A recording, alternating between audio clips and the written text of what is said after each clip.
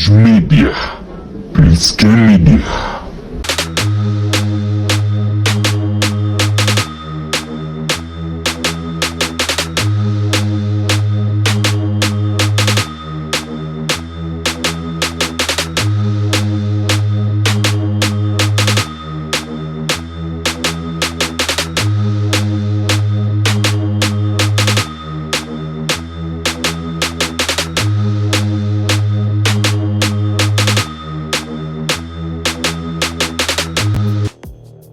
Bana, karibu sana kwenye kipindi cha Mati na Wasanii, na leo bana tuko na retrospection. Tutaongelea kitu ambacho kiliwahi kupita zamani, na kati ya ngoma ambayo tutaongelea historia ambayo ulikuwa ufahamu labda wewe ni Karibu Uvira, moja ya ngoma kubwa sana, hit song ambayo ni ya kwanza kwa industry ya muziki wa Uvira.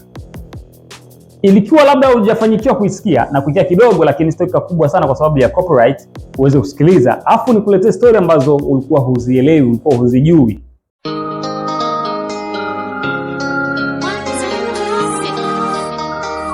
Alias baby yeah, Karibu Uvira, kila lugha, rangi, dini, kabila. Moja kitu ambacho tunakuja kukiongelea leo na kilikuwa ni cha zamani, lakini tunakiongelea tu story ambayo imejificha nyuma yake. Ni story ambayo ipo nyuma ya wimbo wa Karibu Uvira. Kuna mambo mengi sana ambayo hatuyajui, na sasa tutakwenda kuyajua kupitia kipindi chetu cha Mati na Wasanii kwenye hii retrospection au retrospection ambayo utajua kila kitu ambacho ulikuwa labda ukijui. Sasa bana, tutapiga story na moja kati ya watu ambao walishiriki katika ngoma hii hapa, ambayo yupo Anelka, yupo Alias Mwanamboka, yupo Ganso Lizo, yupo B6 Brianna. Sasa utakwenda kujua vitu tofauti ambavyo vilitokeaga kwenye historia ya muziki huu, lakini wewe hujui. Hii hapa ni Sage Media, usisahau kulike na kushare pia kwa watu wengine. Kipande cha ngoma hichi hapa, lakini kwa sababu ya ya copyright hatutoiacha iende kwa urefu zaidi. Tutakata kidogo tu alafu tutarudi. Uvira, mji wa Mwamilenge. Uvira, waona Rungwe Diaro. Uvira, waona Bitakwira. Ni moja kati ya ngoma kubwa ambayo haijawahi kutokea kwenye historia ya muziki wa Uvira, lakini pamoja na mafanikio makubwa ya ngoma hii kuhiti sana nje ya mipaka ya mkoa au province ya Sud Kivu, nikamwona nikusogezee ili tuweze kupiga story. Sasa bana, kuna vitu ambavyo ulikuwa uvifahamu kwenye ngoma hii hapa. Kwanza kabisa, Anelka amefunguka na kuongea kwamba kwenye hii ngoma hapa kitu ambacho ulikuwa ukijui ni ngoma ambayo ilikuwa ni freestyle. Freestyle ina maana waliingia studio mle siku hiyo na wakaanza kuimba mle. Yaani umo unapanga mistari yako na unaingia unaimba moja kwa moja. Tanganyika, keke samaki bora. Uvira ni nyumbani, ndo maana najidai. Msikilize Anelka. Ndugu yangu, yani bwana, mshikaji wangu, yani naweza kusema kwamba moment ambayo naikumbuka kipindi kile ni moment ambayo kwanza naweza kusema kwamba ni moment ambayo unafanya kitu ambacho ulikuwa utegemei kwamba kinaweza kufanyika, na unaona mambo ambayo ulikuwa utegemei kama yanaweza happen. Yaani maanisha kile kipindi kila mtu alikuwa anafanya muziki, lakini hamna mtu alikuwa anafanya muziki akategemea kwamba labda muziki unaweza ukahit. Yaani katika hili swala la recording, huwezi kuamini ile nyimbo ulivyoiona, ile timu ilivyokuwa pale. Ile nyimbo tuliandika studio, ile beat ya Karibu Uvira ilikuja na mdogo wangu mmoja anaitwa Lipizona. Sababu alikuja na idea ni Lipizona, ndo kaja na idea ile Karibu Uvira. Nilikuwa niko DJ, nilikuwa napiga night club pale kile kipindi. Mida 10 jioni akaja Lipizona na Alias. Hao watu wawili ndo walikuja wakanifuata. Akaniambia bana, bro, kuna kitu hichi hapa nakuja nacho, nataka ukisikiliza afu ujue tuangalie tunafanya kitu gani. Lakini mimi na idea tufanye kitu kama vile Uvira All Stars. Lakini watu walipewa beat ila hawakupata nafasi ya kuweza kuandika. You know? Sasa ilibidi tukutane studio. Sasa tulipokutana studio pale, inapigwa beat, unaandika. Unaelewa? Inapigwa beat, unaandika, then una record. Unaona? Yaani ilikuwa ni freestyle. Karibu Uvira, uwezi kuamini. You can't believe ilikuwa ni freestyle. Ilikuwa ni freestyle. Yaani mtu unaandika. Yaani ilikuwa ni moment moja. Yaani wasanii wote tulivua nguo. moja kwa moja, yani ilikuwa ni vibe, yani ilikuwa ni vibe ya kitofauti. Alafu watu walikuwa wanavua nguo. Yani ilikuwa tuna record huku, unajua Uvira kuna jua kali sana wasanii, na ile ilikuwa ni all stars. Unaona ilikuwa ni all stars. Sasa ilikuwa tuko wengi studio, hapo studio yenyewe sio kubwa kivile, you understand. Sasa joto, unaona, sasa ile joto alitusumbui, tukaitengeneza kama vile vibe fulani hivi, unaona, ikawa show. Yani huyu ana record, huyu anaingia na record. Akikaa vibaya tunadili naye tunarekebisha, sababu ile ilikuwa ni moment moja mwanangu. Kama unajua kulikuwepo kama kamera, mtu alikuwa na shoot ile moment, ilikuwa ni moment moja nzuri sana ilikuwa ni moment moja nzuri sana ambayo mshikaji wangu, yani ninafurahi kabisa kwanza kukumbusha hichi kitu, na ni kitu ambacho nilikuwa sitegemea kwamba naweza kukumbuka kwa sasa hivi, lakini nakumbuka ile moment ilikuwa ni moment kubwa, ilikuwa ni moment moja ya kipekee ambao mimi sijui naweza kuzungumzia kwa namna gani.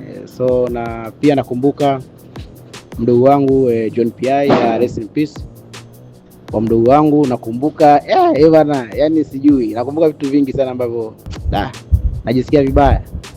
Nakumbuka sababu ndo msanii pekee ambaye alikuwa ananisumbua sana. Mmiliki wa nyimbo hii hapa ni yule ambaye watu wengi walizani labda tu ni mtu ambaye amemuongeza, lakini ndiye alikuwa mmiliki wa ngoma hii hapa. Ndio aliyelipa pesa ya studio. Kwanza idea alileta Lipizona ambaye aliimba sehemu fulani, nitakucheka video hapa uangalie. Na kwa mujibu wa Alias pia aliweza kushuhudia na kuweza kusema kwamba huyu mwana hapa ndo ambaye alitoa pesa ya studio. Unajua ile nyimbo ni Karibu Uvira, nyimbo ambayo nikikumbuka gisi iliandaliwa, gisi nyimbo kwa mwisho kuja toka kubwa, yani naona kama vitu viwili tofauti. So nyimbo mwanzo ilikuwa kama utani.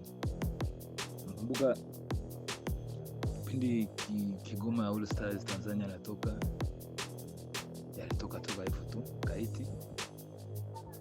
Pindi hapo nilikuwa niko Bujumbura. Pindi narudi Uvira, Lipizona anatoka Kigoma. Anakuja na ile beat Karibu Uvira.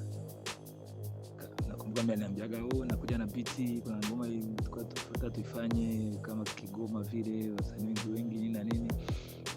Nilikuwa na idea iko fresh sana. So na kipindi kile unajua kulikuwa power zilikuwa zinapishana. Sana ambayo alikuwa na power kwa brand zile wengine.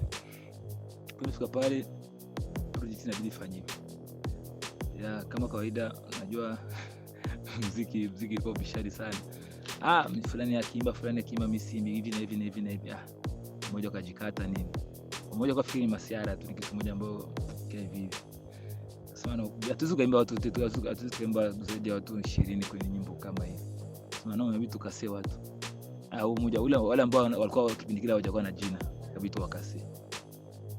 Ukasema fulani ataimba. So kama uko na brand kadogo unaweza kuambia fulani ataimba na wanamkase. Kuna discuss pale sasa, inabidi nyimbo itaanza sasa. Na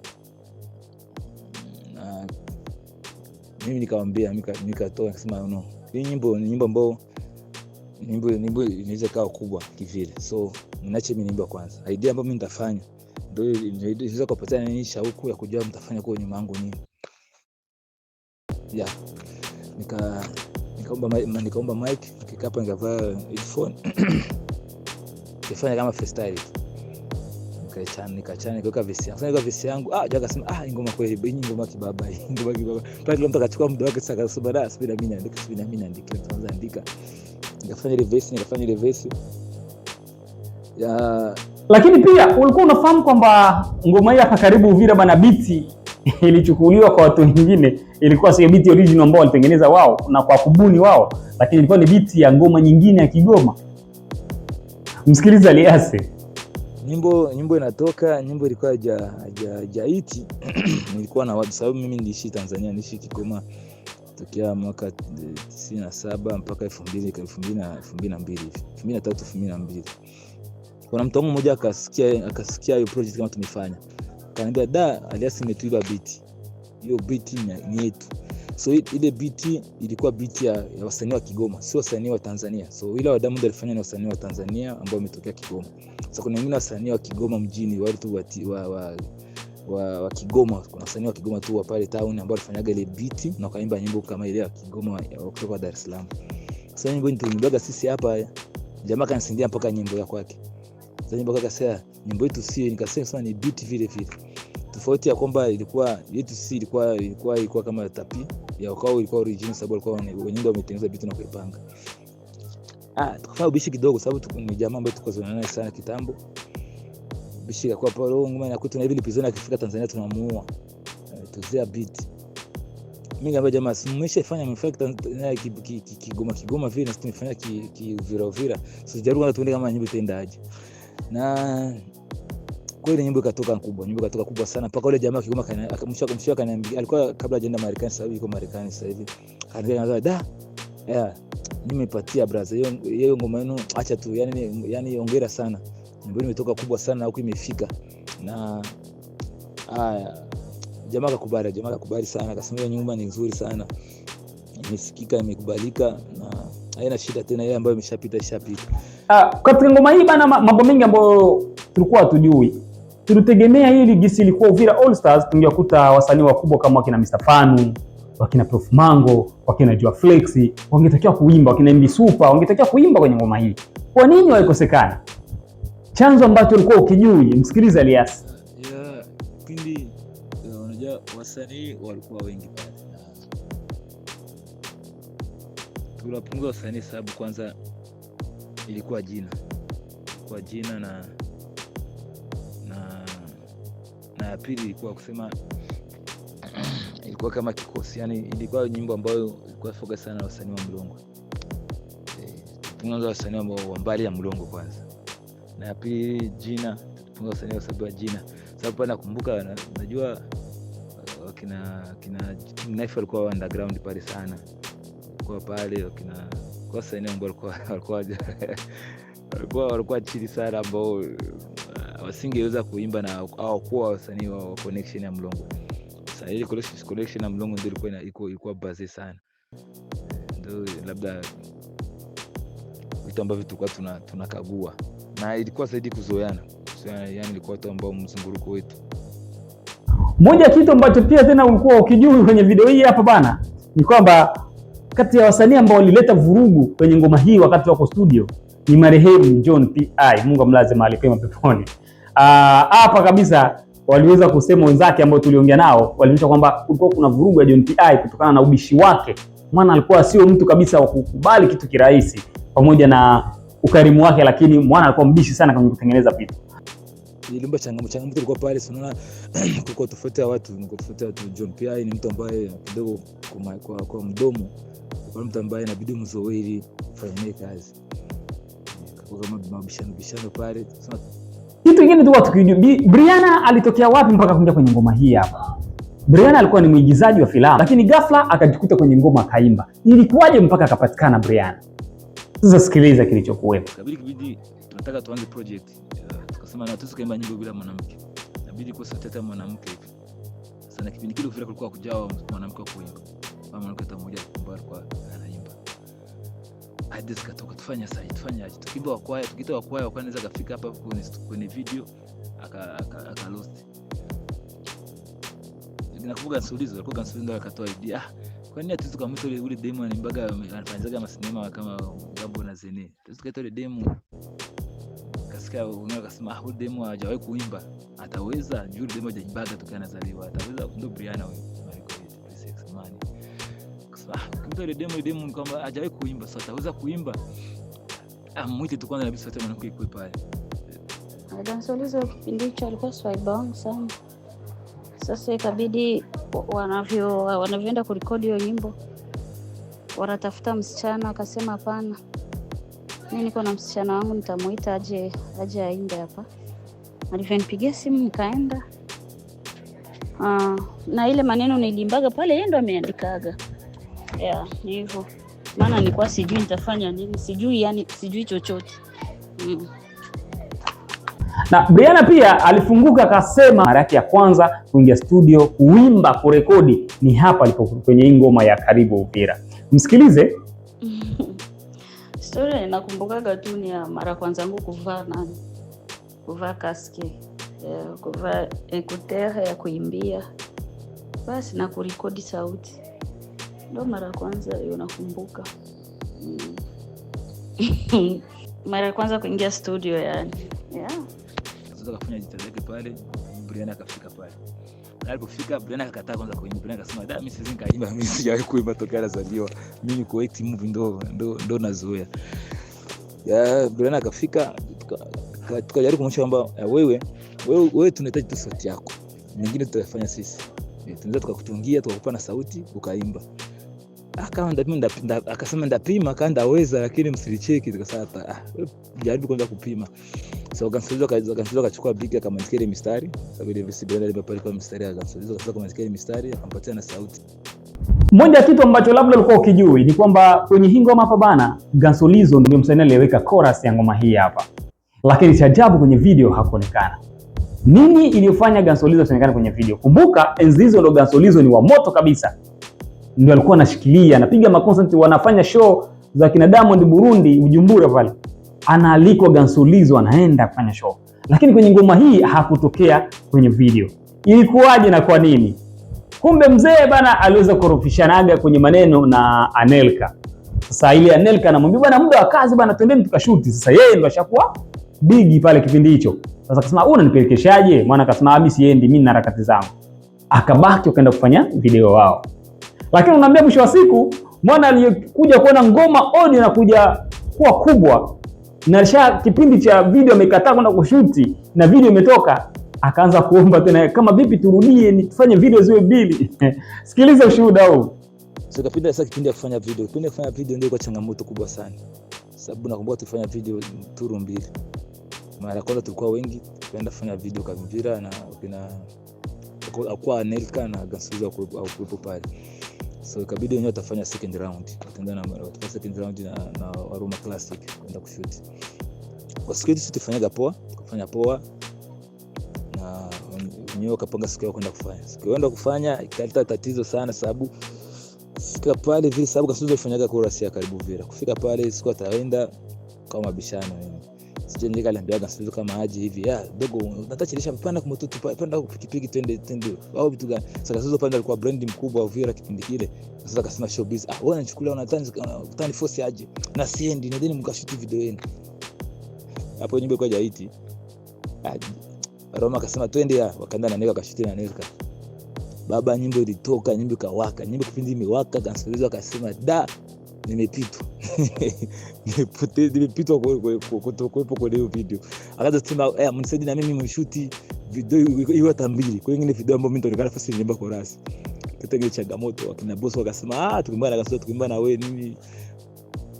Mmoja ya vitu vingine ambavyo ufahamu kwamba ile verse ya Bosco Mkuki pale aliimba Karibu Vera, sijui kula, sijui kuku, sijui sombe, sijui ugali sombe, sijui kula nyama, sijui nini mikeke, sijui nini. Hii verse kumbe Alias alichukulia vibaya, sema verse gani mtu anakuja kutuwekea verse kama hivi? Unajua Alias kipindi hicho naye ni mwamba kabisa. Anafanya mangoma mazuri na kina Prof Mango, mangoma ya Sauti ya Jamii, Masaka Mingo. Alias akasema huyu ndo atarapu nini huyu anakuja kutuwekea vitu kama hivi, mtu ambaye astahili. Lakini akaja kushangaa kwamba kipande kila alichokiimba Bosco kilikuwa kinazunguka sana mtaani. Watu walifurahia. Akajifunza akasema kwamba wow, kumbe kitu ambacho unaweza kukataa kinaweza kaja kuwa kikubwa pia. Msikilize Alias alivyoongea kwenye voice yetu. Kwa mimi na Bosco sababu ya maandishi Bosco maandishi yake ni kwamba kwanza mimi kwa sijui kama ile verse ya Bosco inaweza katoka nzuri vile, na inaweza watu wanaweza appreciate vile. Ulipokwenda sasa utarudi, rudi Uvira tu enjoy, huku bata ugali sombe, kila kitu huku kiko mwake. Mimi nilikuwa napiga katafuta nifanyaga upinzani. Mtu atazema makuku bata ama ugali sombe mnyimbo nini. Jari Bosco kwa kasirika nini, tukabishana kidogo pale. Basi simama hamna vina hapo. Sasa yenyewe ya kitoto sana. Na kama ilikuwa kama sasa hivi nazoona kama fundisho, so visa yake ikiapita sasa basi nakubalika watu wanaanza kukubata ugali sombe. Yani mimi nitafutaka pizza kitu ambacho kilikuwa kimeleta ladha zaidi kwenye nyimbo. labda nilikuwa pinzani pale kwa Gansolizo na John P.I na mimi na Bosco na pia na Nega pande yake na Nelka. Sasa Nega alikuwa mtu ambaye alikuwa R&B ya kuvimba, yani kama Ferigola vile. Kuna mimi najua imba. Kushinda kubali kama unaweza kujua imba kushinda Gansolizo, lakini Gansolizo ni hit. Nilikuwa watu kwa ndani. Kumbe bana, ngoma hii hapa ndio ngoma ambayo ilimfanya Aliase kufunguliwa milango kabisa. Mtu ameleta idea mtu mwingine, lakini kafungulia milango mtu mwingine. Aliase ndo ngoma hii ilimfanya mpaka akakutana na meneja wake ambaye alikuwa anamsimamia kwenye 14 label. Unaona Aliase enda video Uganda, unamwona na kina Big Fizzo. Ni kutokana na ngoma hii hapa ndo ilimfungulia milango. Msikilize. Ile nyimbo ilifungua milango nyingi sana. Ile nyimbo ilikuwa ifungua milango milango nyingi sana kivyangu mimi. Nyimbo ambayo ndio ilinifanya mimi kwa Aliase.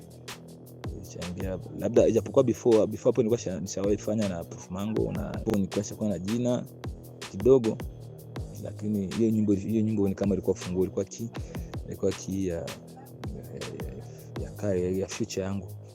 Unajua vitu vingine, vitu vikubwa unaweza kufaka kitu kama utani, lakini katoka zaidi, na mpaka leo inakuwa hiyo nyendo bendra, inakuwa legendary kwenye huo muziki wa nyumbani hapo. Kipindi Karibu Uvira inaiti inavuma kweli, sababu naweza kusema dunia nzima kwa wale watu ambao wanajua Uvira. Kuna siku nilikuwa na chat, kuna siku naingia online, naingia Facebook, ilikuwa Msibere, nilikuwa kuandika dakika pale na video chat fast. Nikaona mtu ananiomba urafiki, yani demand ami rafiki, na ngalia picha ya mwanamke na mwanaume. Sasa nani anatumia picha ya mwanamke na mwanaume? Sasa kwanza nijipinika jibia sana, jibia anaandika bonjour, ngambia bonjour, anaandikia mimi ni kijana wa Uvira, ni Mfulero, naishi Norway. Bibi yangu amenionyesha nyimbo yenu ya Karibu Uvira, nikapenda sana, nikasema mimi naweza kufanya mchango. Sasa mtu kwanza nilipendaga kwanza nikakuwa Nelka, pale kuandika majina, nikaona nyimbo yenu wanaandika majina, huyo kimbo anaandika jina yake, nikamtota Facebook, nikatumia demand, shapita hata miezi 2, nikatumia demand, nikampiga message anijibiagi akutikata demand yangu. Kinashukuru kuona na kutumia demand na unaitika na naandikia, vraiment nashukuru sana kupata. Siwatu zako anaongea aje ni nini, nikamwambia zako anaongea sema hivi na hivi. Ndio tunamjua Patrick Nziko Marshall. Mimi ningependa kusaidia hivi na hivi hivyo. Alikuwa kama utani tu. Ningependa uone Bujumbura ni mtu fulani, ndio hivyo nikutana Patrick Nziko Marshall kutoka Karibu Uvira. Na watu wengine wameshikaanza. Bana, kumbe bana, kutokana na kitu hichi hapa kiliweza kuleta vurugu kutokana na pesa. Unajua walisema kwamba waliweza kupata mapesa kutoka kwa watu fulani, madepite wa nani, wakina Bitakwira, wakina Rubota na Mwa Milenge, lakini mwisho siku kuna baadhi ya pesa ambazo zilileta vurugu. Msikilize Aliase alivyofunguka. Ile kidangu tokea nilikuwa nishaanza ingia kwenye muziki tokea 2006. Hapo ndio ilikuwa kwanza mimi naona mafanikio, naona kidogo nagusa ile ya muziki. Ndio ile kwanza mimi nagusa ile ya muziki. Mafanikio ya kwanza, kuna baadhi ya watu ambao tukutana nao, ambao tulikuwa tujika tunaweza kukutana nao maishani kama wabunge. Mafanikio kidogo tulikutana na kipindi kile kwa mbunge Honorable Bitakwira, akatupatia kama ilikuwa $300. Tulipokea envelope ya Honorable Rubota, tupatia naye $200.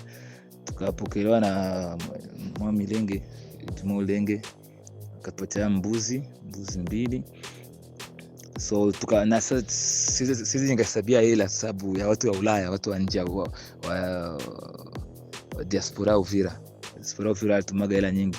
Sasa ilikuwa tofauti, unakuta diaspora akikujua wewe akutumia hela au tuonesha wenzako na zibinya. Hela za diaspora zilikuwa nyingi. Na wengine wakajitokeza wa diaspora, wengine wakajitokeza kwa sponsor. Ndio kutoka muda hiyo Will Stars, wengine wakajitokeza kama sponsor.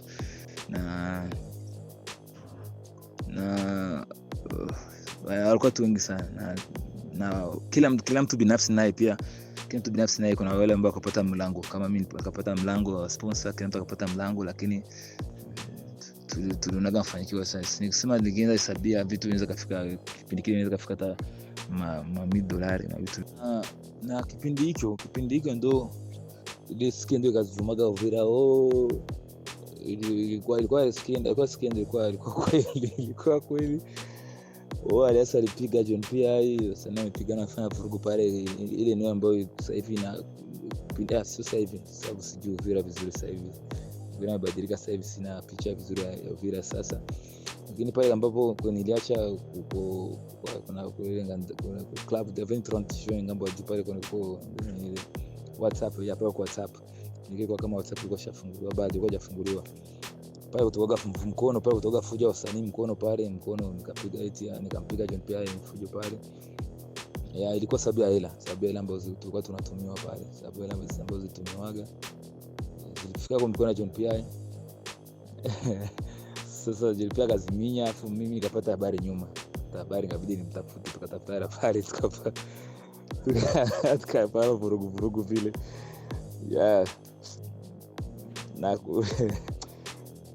Unajua ilikuwa hivyo. Nakumbuka story.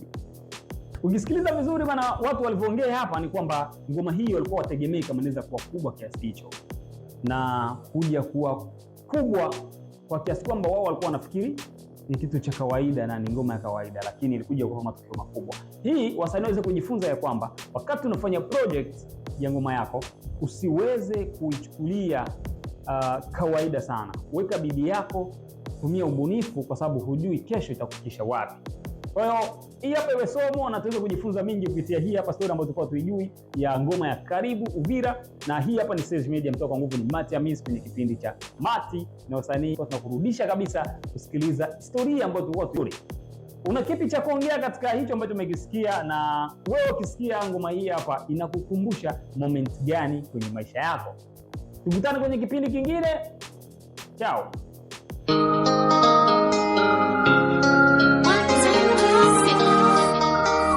Alias baby, GTP for real, yeah. Karibu Uvira.